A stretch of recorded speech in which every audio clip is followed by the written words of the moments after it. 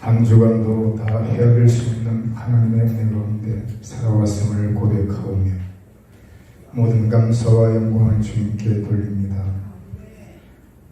아직도 모든 것에서 부족하기만 한 저희들은 지난 한 주간도 지원받은 목적을 따라 하나님의 영광을 위하여 온전히 살지 못한 채 육신의 정욕과 안목의 정욕에 사로잡혀 너무나 부끄럽고 연약한 모습으로 살아왔습니다. 저희들의 연약함을 긍휼히 여기시고 용서하여 주시옵소서. 예배를 통하여 우리의 영적인 예복을 새롭게 단장하고 새로운 마음과 결단으로 주님 앞에 나아가는 이 시간 되길 간절히 원하옵나이다.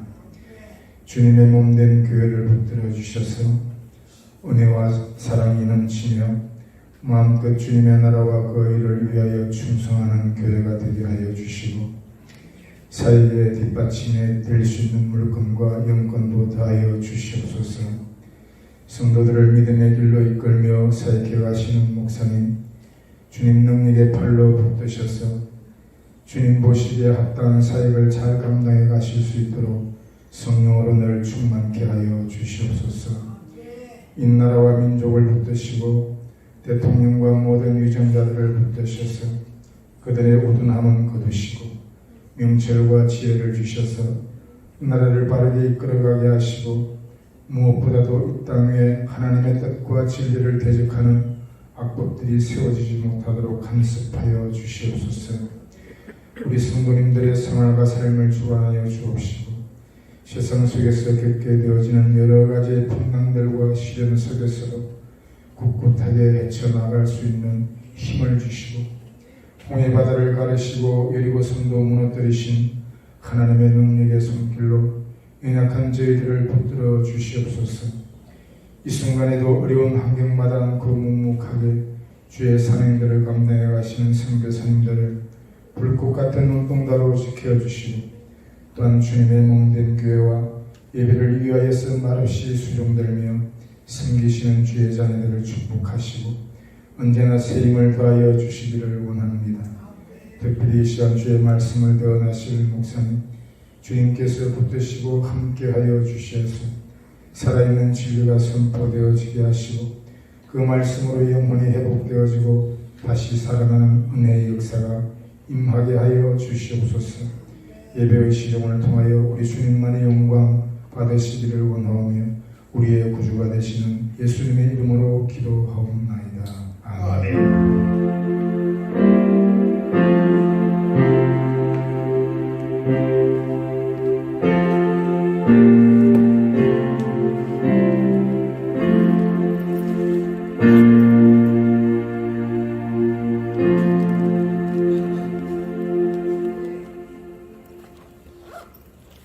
315장 찬송하시면서 하나님께 봉헌하시겠습니다.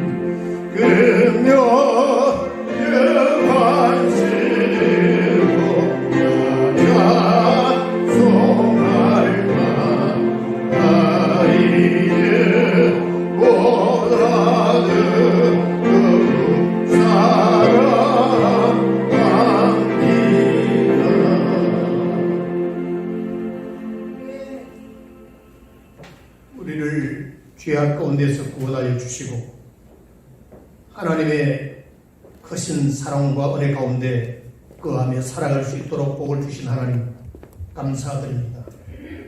오늘도 하나님 앞에 신령과 진정으로 예배하기를 원하는 주의 백성들이 정성을 다하여 귀한 영혼을 주 앞에 보고나오니 하나님께서 축복하여 주옵소서. 욕심과 탐욕 앞에 부끄럽고 수치스러운 인생이 아니라 하나님의 영광을 위하여 의를 위하여 주님의 영광을 위하여 드려지는 아름다운 헌신의 삶이 되게 하여 주옵소서. 주님 앞에 내가 이렇게 살겠노라고 수없이 다짐하고 결심하지만 순간순간 밀려오는 시험과 어려움 앞에 넘어지고 자빠지고 근심, 걱정, 염려하는 것이 우리들일진데 결국 우리는 우리 스스로를 믿을 수 없고 전지전능하신 하나님만이 우리의 가정과 자녀와 기업을 주님의 몸된 교회와 이 나라 민족을 지켜주셔야만 하겠기에 주님 앞에 기도합니다. 하나님 드리신 사랑하는 우리 교우들의 물질을 받으시고 연락하시고 11조금을 드리고 또 감사의 물과 건축원금 성교금을 드리고 여러 감사의 제목을 드리는 하나님 앞에 아뢰는 교우들의 모든 정성을 주님께서 받으시고 복을 내려주시니 들어가도 나가도 복을 받게 하옵소서. 예배 사역을 위하여 하나님 앞에 헌신 봉사하는 주의 종들 모두에게 동일한 은혜와 복을 주시니 또 육신이 약한 자들을 치료하여 주옵소서. 경제적인 어려움이 없도록 생활의 피로도 채워주시고 믿음이 약한 자들 일으켜 세워주시고 주님을 더욱 의지하는 믿음의 사람들이 다 되게 하여 주옵소서.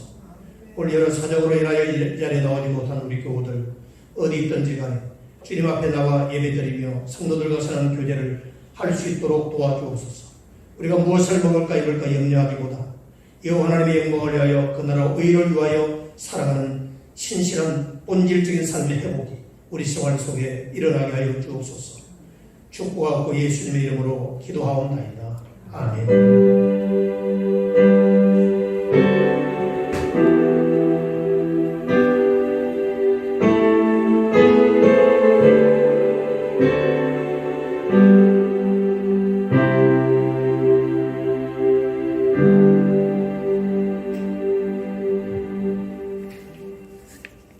찬양을 마치겠습니다. 그 사랑을 위하여.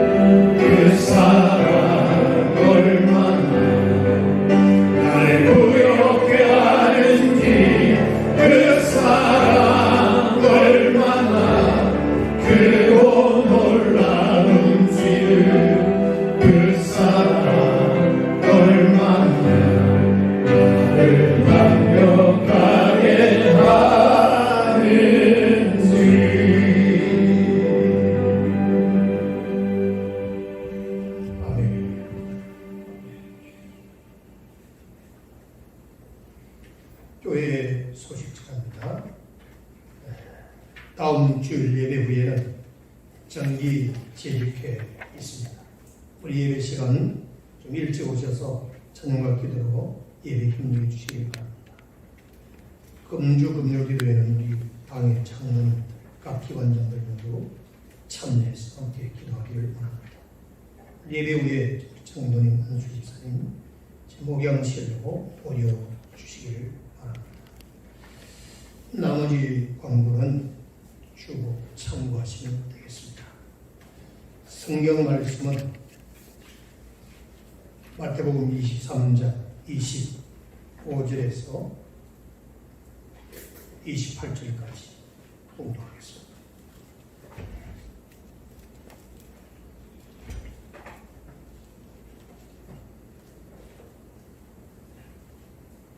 함께 공부합니다. 시작.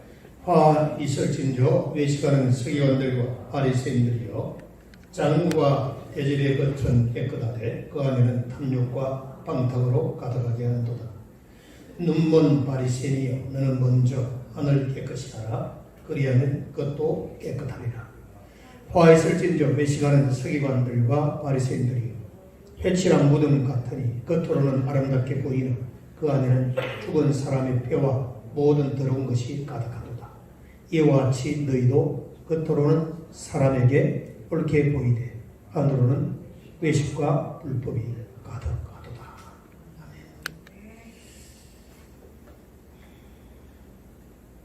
우리가 여행을 하다 보면은 소위 환상이 깨질 때가 있습니다. 사진을 통해서 또 우리 머릿속에 그리던 것과는 전혀 다를 때, 보기와는 완전히 다르네, 실망이야, 그런 경험이 아마 있을 것입니다. 머릿속에서는 거대하고 웅장할 것을 기대했는데 생각했던 것보다 초라해 보이는 곳도 있습니다. 반대로 실제 모습이 생각 이상으로도 훌륭하고 아름다운 것도 있습니다. 보기와는 달리 정말 아름답네, 듣는 소문과는 달리 너무 좋네 하는 그런 경험도 있지요. 이러한 여행뿐만 아니라 우리는 사람을 보면서도 깜짝깜짝 놀라기도 합니다. 자기가 기대했던 의의 모습을 보았을 때입니다. 평상시 보던 모습과는 다른 모습을 발견할 때이지요.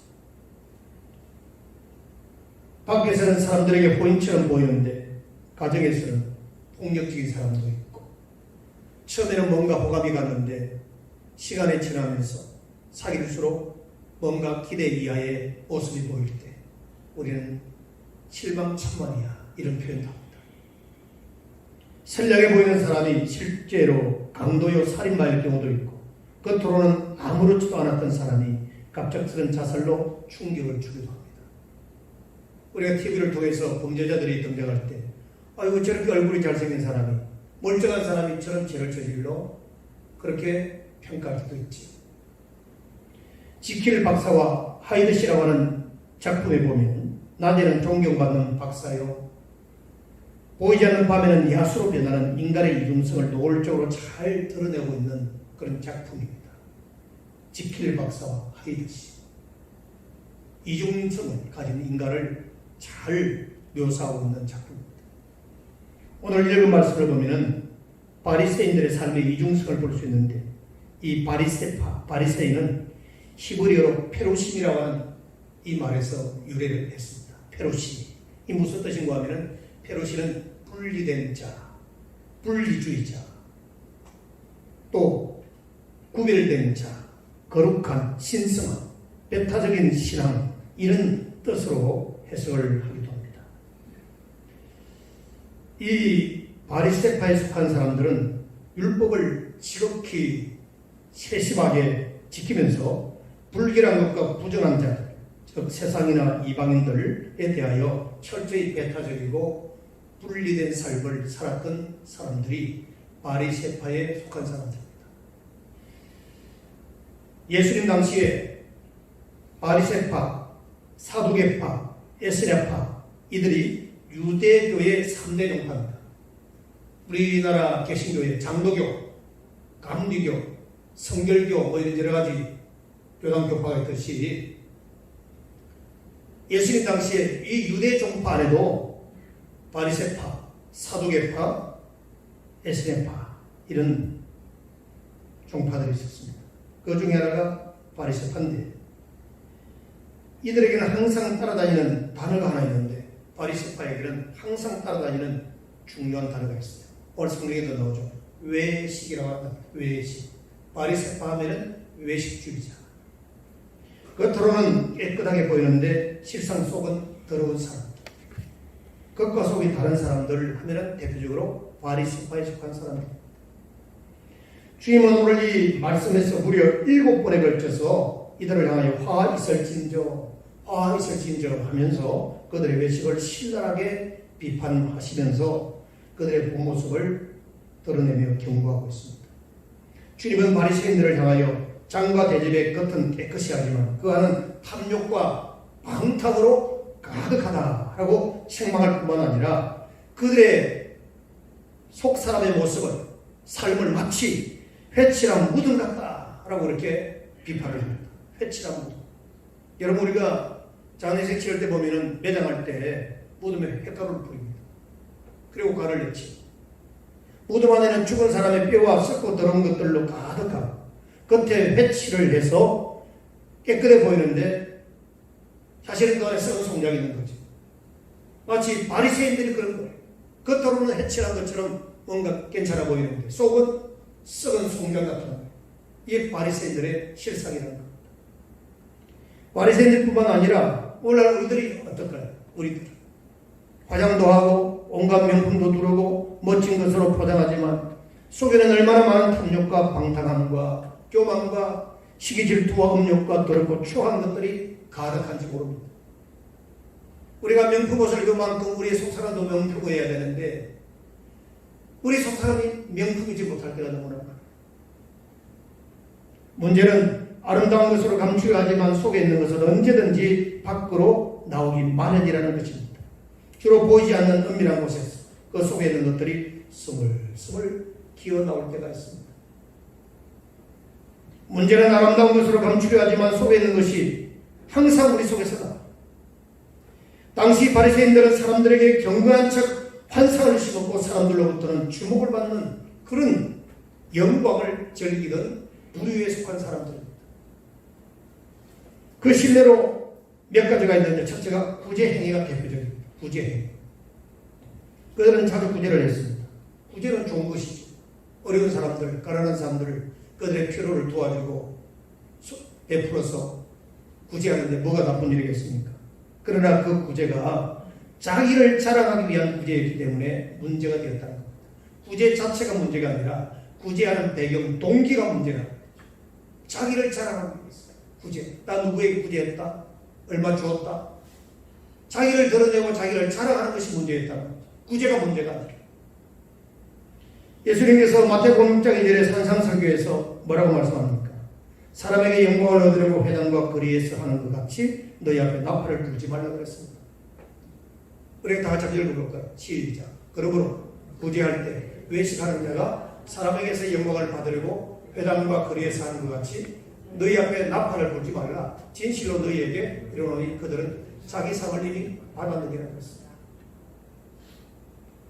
구제의 목적이 이웃을 향한 사랑이 아니라 싫은 것을 통하여 사람들로부터 자기가 칭찬과 인정을 받고자 하는데 문제가 있는 것입니다. 유대 랍비들 또한 이런 외식적인 구제에 대해서 경고한 바가 있는데 유대인들이 최고로 인정하는 구제는 도움을 받는 사람 모르게 도와주는 것입니다. 아무도 모르게 도와주는 것.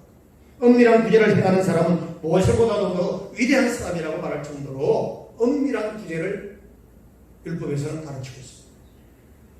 받는 사람도 자존심 상하지 않고 주는 사람 또한 자기 영광을 드러내지 않는 것. 이게 얼마나 중요한 부분인지 몰라요. 바리새인들은 또 기도할 때도 기도의 목적이 달랐습니다. 구제하는 것도 자기 이름 드러내는 데 관심이 있었고 기도할 때도 마찬가지.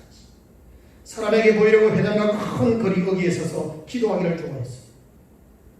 많은 사람들이 지나가는 시장거리, 길목에서 손을 들고 기도하는 거예요. 근데 이 하나님을 향한 기도가 아니라 사람에게 보이게 하는 기도를 한 거예요. 사람이 나이만큼 경건하게 살고 있어. 이렇게 사람들에게 자랑하고 사람의 이목을 끄는 걸 좋아했던 사람들이 바리새인들이었습니다. 사람들은 그 모습을 보며 그의 경건을 칭찬할지 모르지만 하나님은 외모가 아니라 그 중심을 보시는 분임을 성경은 분명히 말씀하고 있습니다. 하나님을 향하지 않는 이 마음은 안에만 감추어지는 것이 아니라 반드시 밖으로 나오게 되어 있습니다. 바리새인들이 안식일을 지키는 태도에서도 또 잘 드러납니다. 구제, 기도뿐만 아니라 안식일을 지키는 태도. 이들은 하나님의 율법에 철저한 것 같았지만 실상은 그 속에 온갖 폭력과 살인과 미움으로 가득했습니다.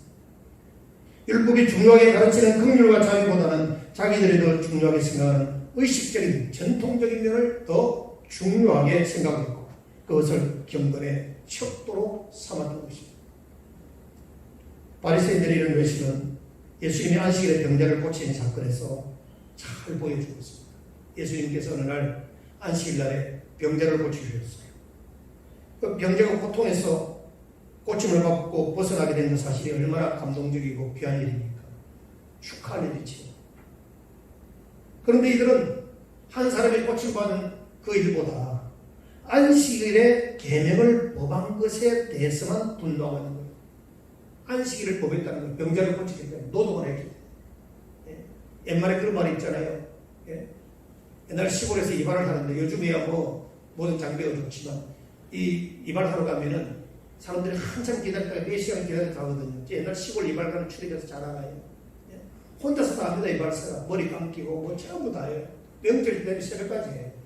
근데 그 이발관 교회 집사님, 이발사 사장님. 근데 한참 하다가 밤 12시가 넘어버린대. 토요일에 했는데 나 안식일을 범하기 때문에 머리를 더 이상 깎을 수 없습니다. 깎다가 말았네요. 깎으면 안 되고 그렇게 배웠으니까. 그렇게 배웠으니까. 이발을 하다가 중단을 해버렸어요. 다음 주 월요일에 오라고. 그 손님을 도로 보냈어요. 이게 우리가 웃지 못할 일이 실제로 한국교회 쪽에 있었던 일입니다. 네? 안식일을 범하면 안 되니까. 노동하면 안 되니까. 그래서 우리는 어렸을 때 주일날 뭐 돈이 없어서 가게 갈 수도 없었지만 뭘 사먹다가 선생님한테 들리면 혼나요.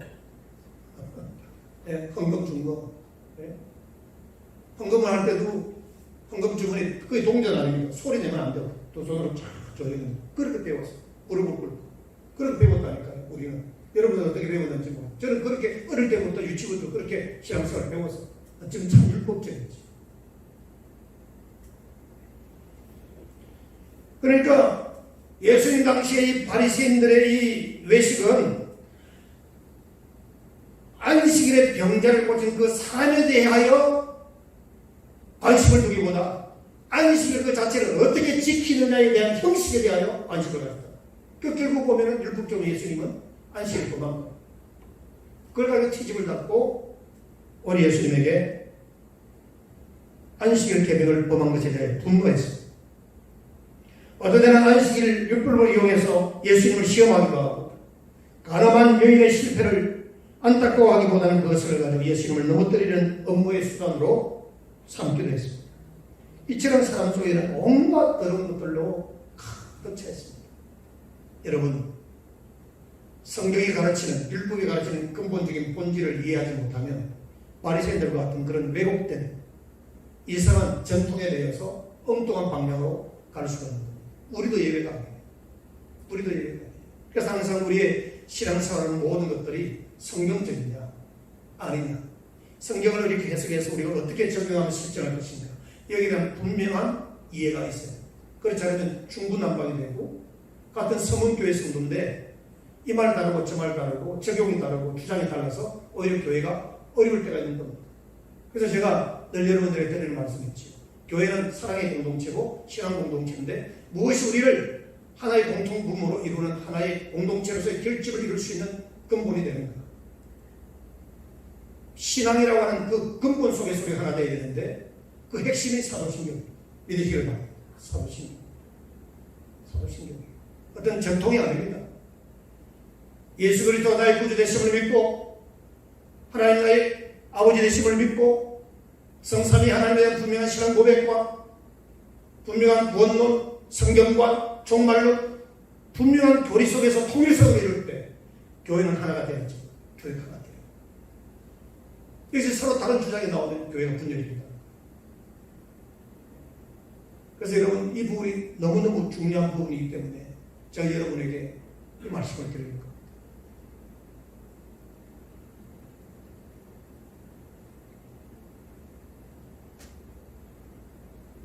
오늘 여기 본문 말씀 16절 이하에 보면 바리새인들의 노골적인 탐욕의 모습을 잘 보여주고 있는데, 서기관과 바리새인들은 어떤 사람이 성전이나 제단에 두고 맹세하면 별로 관심을 보이지 않아요. 쉽게 말하면 내가 성전 앞에, 제단 앞에 내가 맹세를 하건대 이러이러하다. 그럼 별로 그 관심이 없어요. 그럼 어떤 데에 관심을 두느냐? 성전의 금이나 예물로 맹세하다. 내가 성전 앞에 금을 바치고 예물로 바치면서 내가 맹세하건대 이러면 여기에 관심이 있어요. 그래서 그들이 하나님보다 물질에 더 관심이 있어. 제사보다 제밥. 그 우리나라 이 여러 가지 들려오는 회자되는 단어가 성경을 이해하는 데 굉장히 많이 도움이 돼요. 제사보다 제밥. 바리새인들은 성전이나 제단을 두고 하는 맹세는 물질적인 이익이 없지만 성전에 어떤 금이나 예물을 걸고 맹세하는 것은 물질적인 이익으로 돌아오기 때문에 거기에 관심이 있었던 거예요. 누가? 바리새파에 속한 사람들. 그들이 그랬어요. 원래 23절에서는 서기관과 바리새인들이 11조에 대한 열심이 대단해서 박하와 또 건채와 회양과 11조를 들었다 그랬습니다. 그것을 보면 철저한 11조 생활을 한 것 같잖아요. 박하와 건채와 회양은 아주 사소한 나물이에요. 나물. 우리 식탁에 올라온 나물들인데 이런 작은 것조차도 은밀하게 11조를 계산해서 들었다는 겁니다. 그런데 그들은 율법에 더 중요한 바에 의와 인과 신, 즉 정의와 자비와 믿음을 버렸다는 겁니다. 이게 문제라고. 우리는 겉으로 보이는 표면적인 신앙생활은 하는 것처럼 보일 수 있어요. 사람 앞에, 눈앞에. 그러나 우리 내면 속에 의와 인과 신이 없는 11조 생활, 예배 생활은 하나님이 받지 않으신다는 겁니다. 이 성경이 말하면 돼요. 지금 오늘날 우리 현대교회 안에도 이 바리새파와 같은 그런 기질과 또한 그런 생각, 의식 속에 살아가는 사람들이 너무나 많다고 할 수 있습니다. 우리의 신앙생활의 본질을, 근본을 잃어버리면요, 우리의 신앙생활은 다 허물어져. 무엇이 우리 신앙생활의 가장 중요한 부분입니까? 24절에 보면은 하루살이는 그러고 낙타는 삼킨다고 했습니다. 실제 유대인들은 작은 생물들 중에서도 부정한 것이 있을까 해서 포도주나 음료를 마실 때 걸려서 마셨어요. 걸렸어. 물을 마실 때 부정한 것들이 제 몸에 들어갈까, 그거 다 걸려가지고 살펴보고 마실 정도로 그들은 정결했어요. 철저했습니다. 이처럼 사소한 것에는 철저함을 가하면서도 정의와 자비와 믿음 같은 더 중요한 것은 무시해버린 자들이 바리새인들이었습니다. 실상 그들의 마음 중심은 하나님을 향하고 하나님이 기뻐하시는 것이 아니었습니다. 그들은 인간의 영광과 자기들이 기뻐하는 것을 향하고 자기 주관적인 자기 기준 속에서 살았던, 그야말로 기준이 없는 자기 마음대로의 삶을 살았던 사람들이 바리새파에 속한 사람들입니다.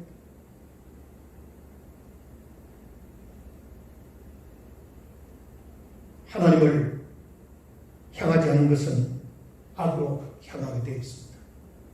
바리새인들의 이중적인 모습은 어쩌면 당연한 기결이라 할 수가 있습니다. 당연한 기결이죠. 우리가 바리새인을 비판했지만 이중성의 유혹에 빠지기 쉬운 사람이 우리 자신입니다. 어쩌면 우리도 그렇게 살아가고 있는지도 모릅니다. 모두가 그렇게 이게 하나의 무다가 되어지고 서로가 용납하고 타협해버리는 그런 구조 속에서 우리는 살아갑니다. 저는 목회자입니다. 목사로서 목회자입니다. 설교자인 저는 다른 데에서 온갖 아름다운 말과 경건한 말들을 쏟아놓는 신분을 가진 사람. 혹시 여러분들이 목사님 저렇게 설교를 천사처럼 멋지게 하시는데 실제 삶은 어떠실까? 라고 하는 그런 스스로에 대한 질문이 생길 때도 있을 것입니다. 저도 그래요. 내가 이렇게 설교를 하고 나서 과연 설교만큼이나 삶의 책임을 가지고 실천하고 있는 부분이 얼마나 될까? 저는 자신감이 없어요. 그래서 솔직히 그렇습니다. 여러분은 어떤지는 모르죠. 그래서 저는 제 입으로 나오는 설교를 제 마음을 향하여 제 양심을 향해서 던지고 있거든요. 저도 제 설교를 들으면서 하나님의 음성으로 들으면서 설교를 하는 거예요. 설교 단상에서 내려와서는 제 삶을 돌아보면 참 자신 있게 답할 수가 없습니다.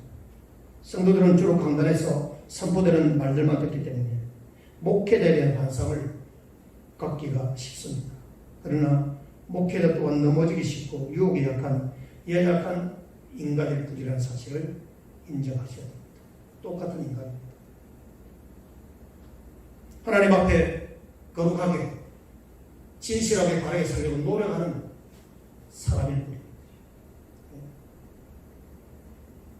이런 결의를 인식하고 고민하는 목회자 정도라면 그래도 건강한 목회자일 것입니다.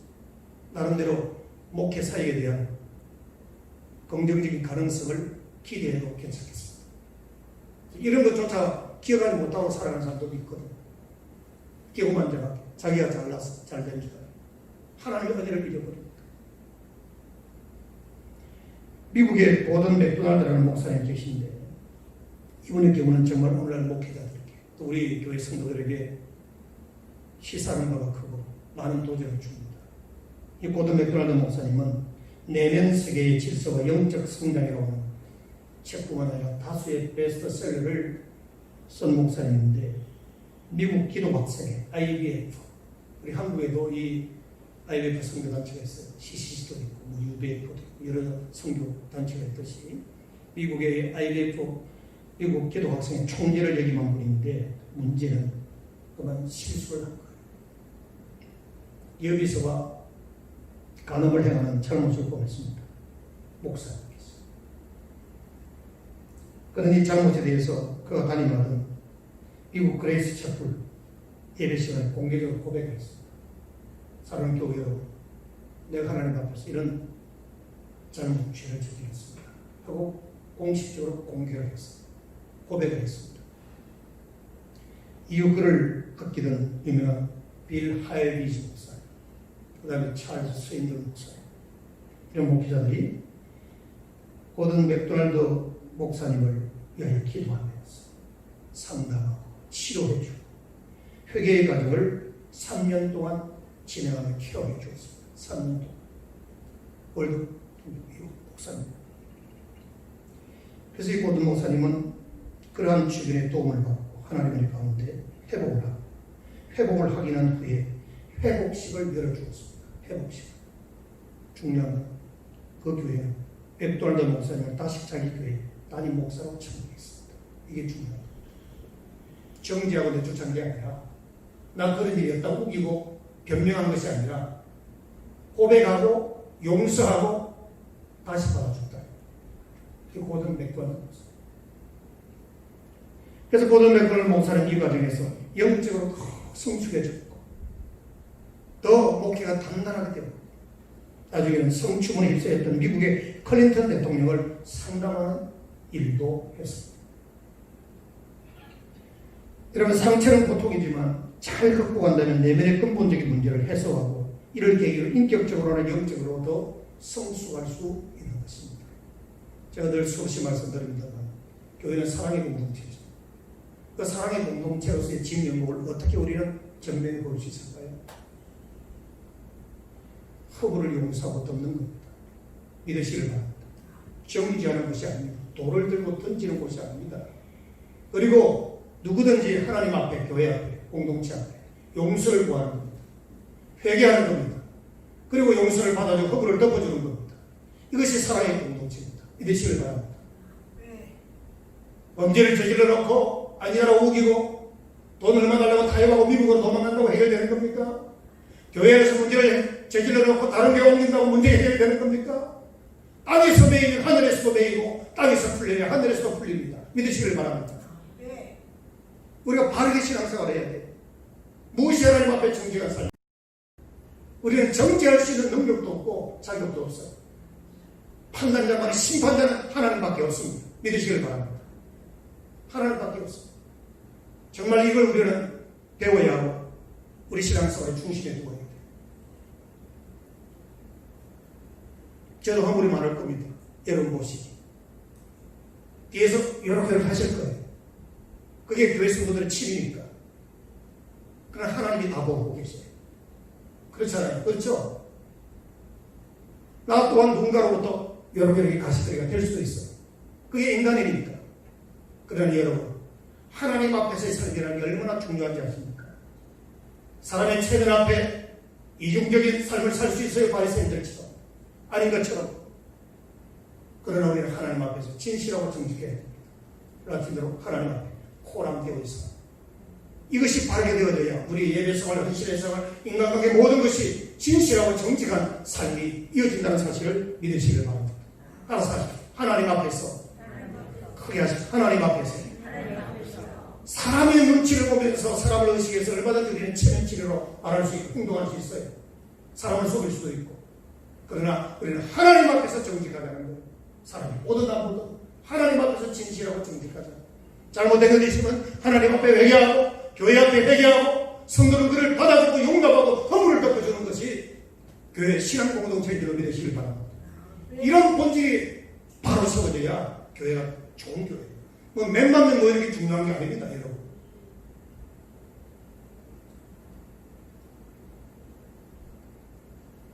현대사회는 우리에게 이중적인 인간이 되게 하요. 그래서 많은 사람들이 자기의 내면을 감추고 이중성이 고차가 되도록 그렇게 미혹을 합니다. 아, 사람아, 너무 진실하고 정직하면 안 돼. 적당하게 타협도 하고 그렇게 살아야 돼. 그래야 성공하고 출세할 수 있어. 사업도 잘 되고. 그래서 우리 한국 사람들은 사각에 잡고 위에는 싱싱하고 좀 밑에는 썩어졌잖아요. 그 우리 한국 사회의 문화입니다. 겉과 속이 다른 이중적.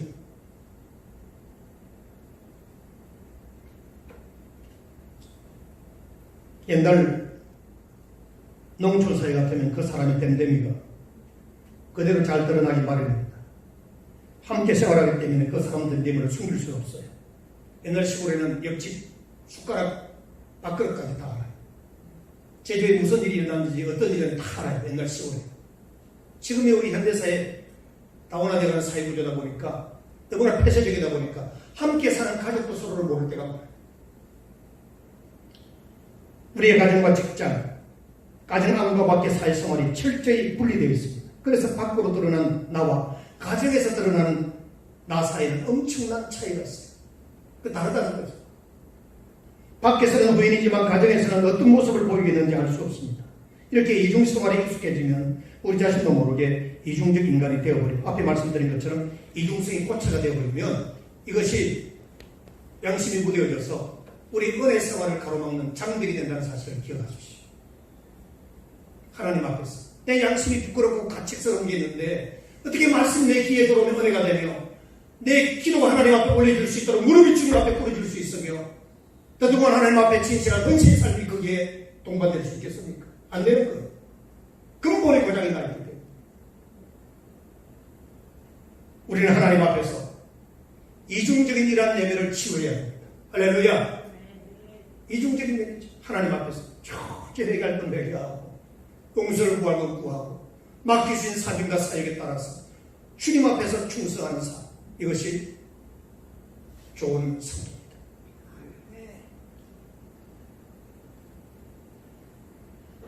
요즘처럼 인터넷이나 TV 등 영상문화가 발달된 사회에서는 이런 계기가 더 심하지요. 그 사람 속에 무슨 고민이 있고 열등감이 있고 어떤 악마적 성격이 있는지 모른 채 그 모습만 보면서 한호하기도 하고 비난하기도 합니다. 정작 본인은 심한 우울증과 허탈감과 두려움과 싸우고 있는데 마치 강하고 완벽한 사람처럼 착각할 때가 있습니다. 본인의 진심은 알려지지 않은 채 정도를 벗어나 무고하게 비난을 받기도 합니다. 우리는 모두가 연약한 인간이고 사랑받기 원하는 인간입니다. 우리는 허상이 아니라 진짜 사람을 보는 눈을 가지도록 해야 합니다. 우리 주님은 정말 착한 안목을 가지고 저 바리새인들을 향하여 경고하고 있습니다. 보태지도 않고 빼지도 않고 있는 그대로 말씀하고 있는 거예요. 이중성을 극복하기 위해서는 무엇이나 자기 자신이나 다른 사람에 대해서 과도한 기대를 갖지 않도록 하는 것이 중요합니다. 사람이 이중적이 되는 이유는 뭘까요? 자신을 아주 대단한 사람으로 착각하기 때문에, 쉽게 말하면 포장하는 거예요. 포장. 자기를 아주 포장하는 거예요. 이게 바로 이중적 인격으로 고차가 되는 출발입니다. 인간은 대단하지 않습니다. 성경은 분명히 우리 인간에 대해서 선언합니다. 죄인이요. 의인은 능력이 하나도 없다.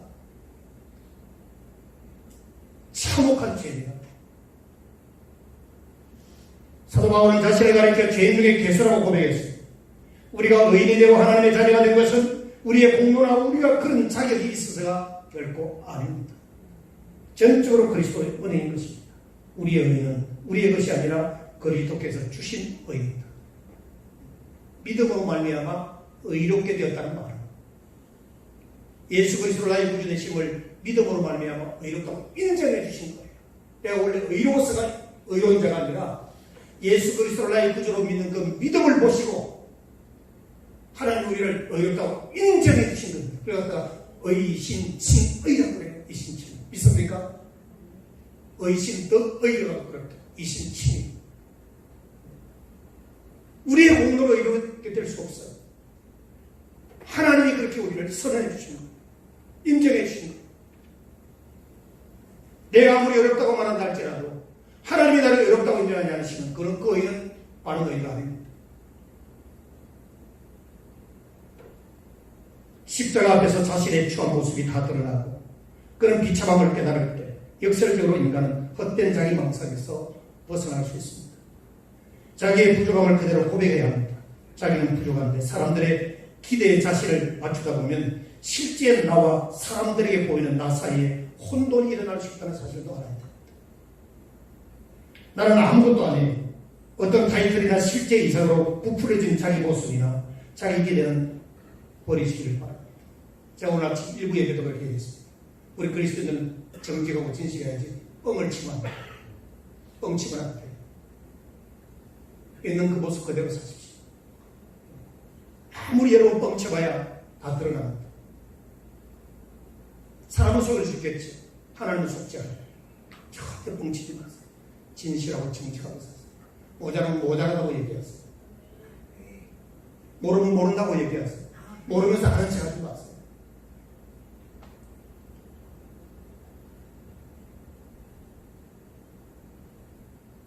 그래서 목회자도 강단에서 들어오면 저도 연약한 인간입니다. 성도들도 목회자도 연약한 인간임을 이해하는 것이 필요합니다.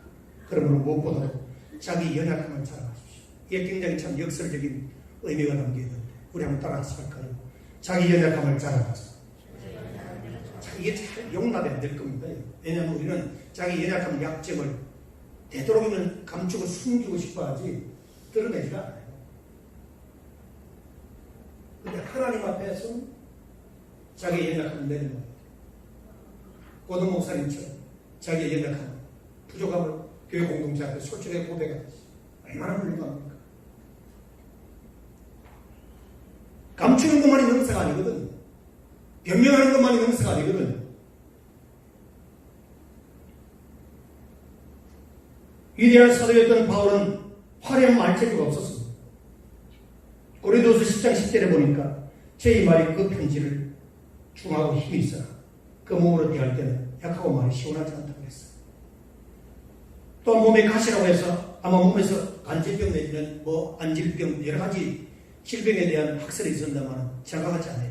무슨 질병인지는 모르지만 바울에게는 병이 있었던 것은 분명합니다. 궁금하면 천국 가서 물어보면 돼요. 정확하게 나와 있지 않아요. 병명이 나와 있지 않습니다. 고린도서 12장 10절에 육체에 가시고 사단의 사자를 주셔서 이는 나를 쳐서 너무 자고하지 않게 하려 하십니다.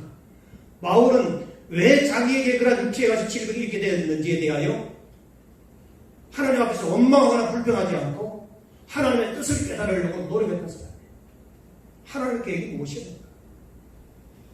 실제 갈라디아서는 복음을 전할 때 병이 나기도 했습니다. 병이 날 정도로 복음을 전했어요. 갈라디아서 4장 13절 14절에 보면 내가 처음에 육체의 약함을 인하여 너희에게 복음을 전한 것을 너희가 아는 바라. 너희를 시험하는 것은 내 육체에 있으되 이것을 너희가 없이 여기지도 아니하며 버리지도 아니하고 오직 나를 하나님의 천사와 같이 또는 그리스도 예수와 같이 영접하였도다. 이런 말입니다. 병든 내가 당신들에게 복음을 전했을 때 당신들이 나를 다 그런 상태에 있는 것을 다 안다는 거죠. 숨길 수가 없었어요. 다 아는 바라. 그런데 그럼에도 불구하고 너희가 나를 없이 여기지도 아니하고 버리지도 아니했다는 겁니다. 오직 나를 하나님의 천사와 같이 그리스도 예수와 같이 영접해 줬다는 겁니다. 내게 병들면 버려요. 김병에 호재가 없고. 그렇죠? 직장에서도 골골하면 아무개씩 사직 써지 그래요. 휴직하다가 사직 써라고. 이게 냉정합니다. 사회는. 사도 바울은 병든 육신을 가지고 복음을 전해도 그 당시에 복음을 듣던 사람들이 육신이 약한 사도 바울을 잘 맞이해주고 버리지 아니하고 천사와 같이 예수와 같이 영접해 주었다. 그만큼 사도 바울은 육신적으로 약한 상태에서 복음을 전하는 사람입니다. 사도 바울은 이 연약함을 극복할 수 있도록 3번 걸쳐 간절히 기도했는데 그런데 하나님은 이를 고쳐주지 않고 다음과 같이 말씀하십니다. 고린도서 12장 우리가 잘 알죠. 내게 이르시기를 내 은혜가 내게 족하도다. 내게 이르시기를 내 은혜가 내게 족하도다. 이 아픈 질병이 은혜라는 하나님 주신 선물이라는 그 너무나 역설적이에요. 건강의 은혜가 축복입니다. 어떻게 병든 이 자체가 은혜고 선물이 될 수 있겠는가? 근데 바울은 그 답을 갖고 있잖아요. 나에게 이런 육체의 가시가 있으므로 자기 자신이 자고하지 않고 교만하지 않고 또 겸손히 하나님을 섬길 수 있는 사람이 된 것에 대하여 오히려 감사하고요. 그 나의 남은 것은 하나님의 은혜로다라고 그런 고백을 하고 있는 것입니다. 사도 바울은 자기 약한 것을 자랑했다고 했습니다. 사도로서의 능력이나 체면보다 자기 부족한 것을 자랑하겠다는 겁니다. 나의 부족함을 인정하는 순간 하나님께서 일하시는 줄로 믿습니다. 나의 똑똑함, 나의 우월감, 교만은 하나님 절대로 쓰지 않습니다. 교만한 자를 피하신다고 했어요. 겸손한 자를 쓰십니다. 사실 나의 부족함을 인정하는 것 자체가 우리의 마음을 편하게 해요. 나의 부족함을 인정하면 광박관념에서 벗어나서 자유하게 됩니다. 대개 사람들이 포장해서 자기의 어떤 우월한 존재를 상대적으로 비교해서 뭔가 자기의 어떤 자존감을 살리려고 하는 그런 자아도취에 빠지는 사람들이 많은데 그게 사실과 다를 때 거짓으로 드러나고 양심에 갇히게 되면 나에게 찾아오는 또 하나의 심리적인 압박이 뭔가 하면 강박관입니다. 강박관. 현실과 다를 때 강박관. 이 강박관념이 깊어지고 커지면 이제 우울증에 빠지는 거예요. 거짓말도 뻥도 치는 것도 한두 번이지. 그렇잖아요. 우리가 잘 아는 다윗의 경우도 마찬가지예요. 그의 강점은 자기의 약함을 인정하는 데 있었습니다. 다윗은 바세바와 간음을 해하고 난 후에 그 남편 우리아도 살인교사를 하는 범죄를 저질렀습니다. 살인교사가 뭡니까? 일부러 꾸며서 전략적으로 의도적으로 죽음의 자리에 내보내는 거죠. 그게 살인교사입니다. 하나님께서 이를 알고 나단 선지자를 통하여 다윗의 범죄를 책망했습니다. 이런 책망을 받았을 때 다윗은 권력의 힘으로 이를 묵살할 수 있었습니다. 다윗은 왕이고 당시 통일 제공을 이룬 강성한 왕이기 때문에 그 선지자 한 명 정도의 파리 목숨처럼 얼마든지 없을 수 있죠. 그러나 그러지가 않았습니다. 고대 역사에 보면 왕들이 자기의 마음에 드는 여자를 취하는 것은 비일비재했고 다윗은 또한 자기의 치부를 가리기 위해 나단 선지자를 죽일 수 있는 권력을 가지고 있었지만 그는 그러지 않았습니다. 나단 선지자의 그 말을 사람의 말로 듣지 아니하고 하나님의 말씀으로 들었습니다. 현대사에서도 권력자들은 자기의 잘못을 어떻게든 입막 마르고 들지 않습니까? 그러나 다윗은 그렇지 않았습니다. 다윗은 그 나단 선지자의 지적을 그대로 받아들였습니다. 우리 조선왕조 500년 봐도 지저분한 왕들의 역사가 길비하게 나오잖아요. 권력을 가진 자들, 재물을 많이 가진 자들 타락하게 되어 있습니다. 하나님을 모르니까. 권력이 하나님이니까. 돈이 하나님이니까. 무소불위하게 되는 거죠. 그래서 다윗은 자기의 잘못을 하나님 앞에 회개하고 하나님의 심판도 달게 받았습니다. 이것이 다윗의 위대한 짓입니다. 이중적인 인간이 되는 기로에서 그는 하나님을 택했고 양심을 택한 것입니다. 이 선택이라는 것은 참 중요해요. 우리가 어떤 상황에 있을 때 무엇을 택할 것인가, 어디를 택할 것인가, 여기에서 우리 인간의 생태와 행복과 불행이 결정됩니다. 이걸 여러분 놓치지 마세요. 우리 인생의 행복과 불행을 자꾸 물질 개념에서 접근하지 마세요. 물질도 우리가 바른 양심과 바른 가치관을 가지고 바르게 사용해야 우리가 축복이 되지. 불의한 잘못된 가치관 속에서 그것을 사용하면 오히려 흉기가 되어지고 불의한 것이 됩니다. 내가 하나님을 택하고 양심을 택했다고 하는 자체, 이게 얼마나 큰 은혜인지 모릅니다. 일개 목독에 지나지 않은 다윗, 이렇게 높으신 분은 하나님이시라는 철저한 은혜의 의식이 있었기 때문에 그는 나단 선지자의 책망 앞에서 회개가 가능했던 것입니다. 자기의 타이틀이나 권위보다는 하나님 앞에서 자신을 더 중요하게 생각했기에 이런 태도가 가능했던 것입니다. 세상은 우리에게 바리새인과 같은 위선적이고 이중적인 모습을 강요합니다. 타협하게 합니다. 신앙생활과 실제 세상 삶에 대한 철저한 이분법적인 논리를 우리에게 유혹을 합니다. 신앙은 신앙이고 세상은 세상이야. 타협하라고 얘기합니다. 그게 보편적인 삶이라고 그렇게 부추깁니다. 이것이 사람들의 무게 속에 보편화되어 버린 문화입니다. 이런 위선적인 삶은 결코 행복하지 않습니다. 잘못을 고칠 수도 없고 자기답지도 않습니다. 언제까지 우리는 다른 사람이 바라보는 눈을 중요하게 생각하며 살아야 될까요? 사랑하는 성도 여러분, 자기의 잘못은 자기의 것을 인정해야 합니다. 자기의 연약함을 위장하지 말아야 합니다. 하나님 기뻐하시는 일을 행해야 합니다. 바리새인들은 그렇지 않았습니다. 자기들 마음대로 살았습니다. 자기 조감대로 살았습니다. 자기가 해석하고 자기가 느끼는 대로 살았습니다. 말로만 하나님이었지 그들 속에는 하나님이 없었습니다. 사랑하는 성도 여러분, 우리 자신이 자신다울 때 비로소 우리는 자신을 충분히 나타낼 수 있고 하나님의 삶을 행복하게 감당할 수 있는 거룩한 충성스러운 도구가 될 수 있음을 믿으시기 바랍니다. 어쩌면 우리의 이중적인 인격과 삶이 우리를 더 하나님 앞에 가까이 나아가지 못하게 하는 또 하나의 짱에 누를 수도 있습니다. 철저히 내려놓고 부서뜨려버리고 어떤 그런 이중적인 죄의 성분이도 내 마음속에서 양심 속에서 자라지 못하고 살아야 할 것입니다. 너는 외식하는 자야. 너는 회치한 무덤이야. 주님 맞습니다. 나는 외식했습니다. 나는 회치한 무덤하고 맞습니다. 나는 죄입니다. 이런 음성을 주님은 우리를 통해서 받기를 원하는데, 듣기를 원하는데, 아닙니다, 하나님.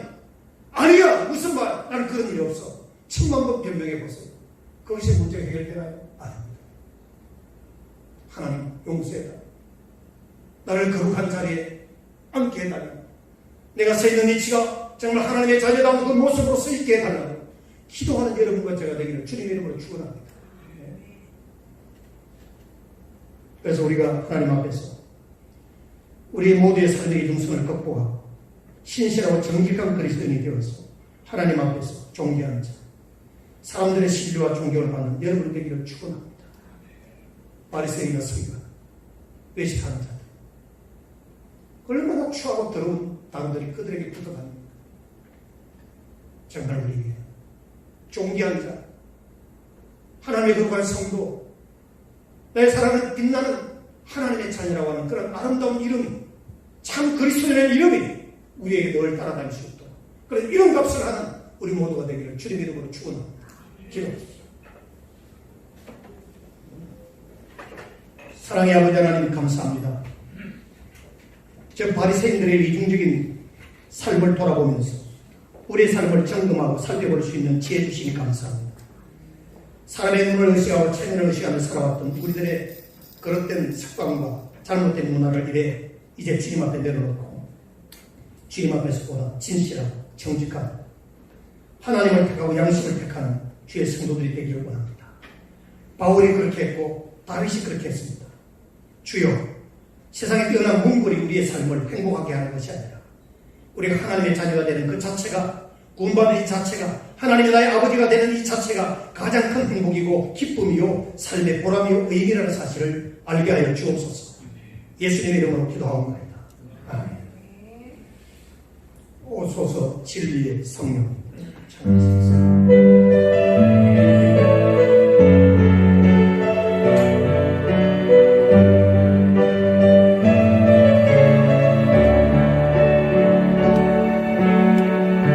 오소서 진리의 성령님 이 땅 흔들며 임하소서.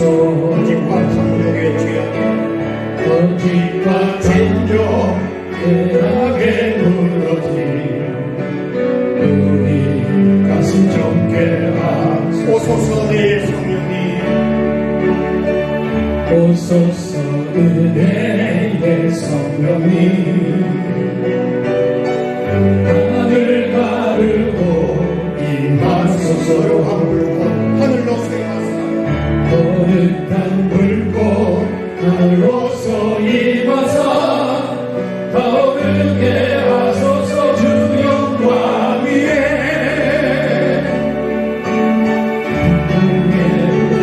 타오르게 하소서.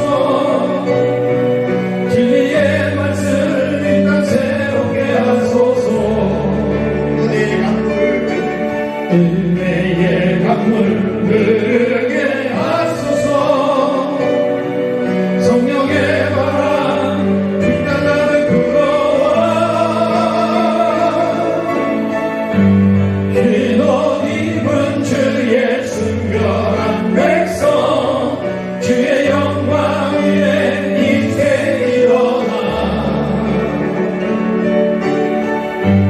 열방을 치유하며 행기하는 영광의 그날을 주소서. 사랑하는 교회 여러분들이여, 눈을 감고 주 상모와 가슴 아프시오. 우리는 외식하는 자와 해치는 무덤 하면은 바리새인 세계관, 저 바리새파에 속한 사람들을 먼저 뽑아야 했습니다. 주님이 우리를 바라보실 때 어떠한 모습일까요? 영예로는 주님 앞에서, 사람 앞에서 이중적인 그런 겉과 속이 다른 그런 외식하는 사람은 아니라는 것이 우리 자신을 돌아보기 원합니다. 정말 예수쟁이는 말쟁이라고 하는 그런 조롱거리를 받지 않고 진실한 사람이 그리스도이고 믿을 만한 사람이, 신용 있는 사람이 그리스도이라는 그런 칭찬을 받아야 되지 않겠습니까? 우리 양심과 우리의 삶이 때때로 하나님의 말씀에서 벗어나서 범죄 자리에 있을 때마다 말씀을 통하여 성령께서 우리를 가르쳐 주시고 인도해 주실 때마다 우리를 빼게 하는 마음으로 원래의 모습으로 돌아가야 되겠습니다. 오늘 시간 주님 주신 말씀 많이 얻기를 기도하십시오. 우리 코로나19가 속히 오고 있습니다. 장마가 속히 거쳐주시고 우리 세번교회 교우들이 주님 앞에서 진실한 그리스도인들이 될 수 있도록 이 시간 우리 소리 높여 통소로 한번 기도하십시오. 주여, 오 하나님 아버지 감사합니다. 아버지의 역사에 주님 역사에 저 바리새인들 처럼 싸우지 않고 손을 들고 기도하고 신을 기도하니 그렇지만 우리가 하나님 앞에 진실하게 노력하는 우리가 예수님을 우리 예수 사람이 주님 앞에서 이중적이었다면 용서하여 주옵소서. 우리 속의 거짓과 탐욕의 죄악이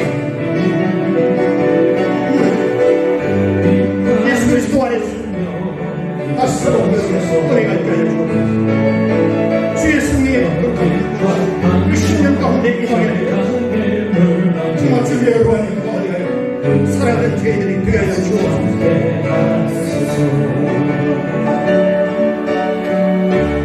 오소서 은혜의 성령님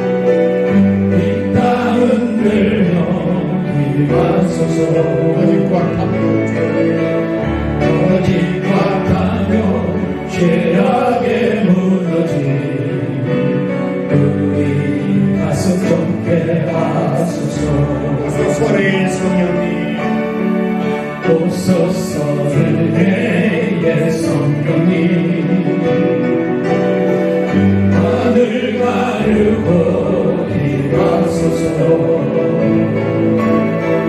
거룩한 불꽃 하늘로서 일어나사 타오르게 하소서 주 영광 위에 부흥의 불길 타오르게 하소서 주의 말씀 이 땅 새롭게 하소서 은혜의 강물 흐르게 하소서 성령의 바람 이 땅 가득 불어와 기도 입은 주의 순결한 백성 주의 영광 위에 이제 일어나 열방을 치유하며 행진하는 영광의 그날을 주소서. 아멘. 이제는 우리 구 예수 그리스도의 은혜와 하나님 아버지의 무한하신 사랑과 성령님의 감동 감화의 주 역사하시니 바리새인들의 삶의 이중성을 통하여 우리의 모습을 돌아보게 하시고 또 주님 앞에서 진실하고 의로운 그리스도인으로서 복되게 살기를 소원하며 우리 이웃과 주변 사람들에게 선한 영향력을 미치는 축복의 통로가 되기를 소원하며 문을 나선 교우들 심령이 저들의 가정과 자녀와 생후에 주님이 세우신 몸된 교회와 이 나라 민족 위에 이제로부터 영원까지 함께 있을지어다. 아멘.